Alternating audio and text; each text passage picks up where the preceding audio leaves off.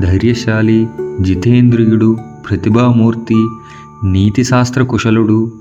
చిరునవ్వుతో మితముగా మాట్లాడుటలో నేర్పరి, షడ్గుణ ఐశ్వర్య సంపన్నుడు, శత్రువులను సంహరించేవాడు, ఎత్తైన భుజములు, బలిష్టమైన బాహువులు, శంఖము వలె నునుపైన కంఠము గలవాడు,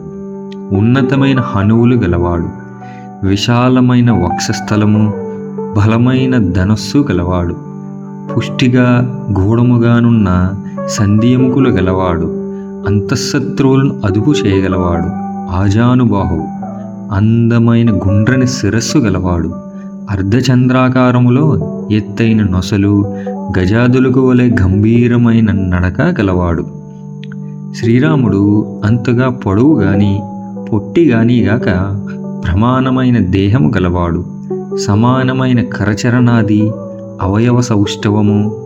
కనువిందు గావించు దేహకాంతి, పరాక్రమశాలి, పరిపుష్టమైన వక్షస్థలము గలవాడు, విశాలమైన కన్నులు, పొంకమైన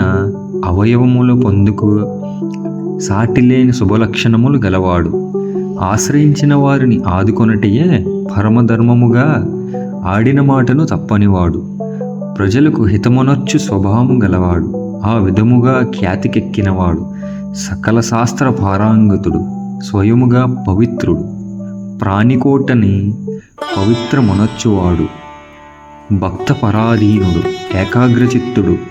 త్రిమూర్తి స్వరూపుడై ప్రజాపతి బ్రహ్మ వలె జనులను సృష్టించువాడు, విష్ణువు వలె అఖండ ఐశ్వర్య సంపన్నుడై పోషించువాడు, సాధుపురుషులను బాధించు వారిని పరిమార్చుటలో హరుని వంటివాడు, స్వపర భేదములు లేక అందరినీ రక్షించువాడు, ధర్మమును స్వయముగా ఆచరించుచు లోకు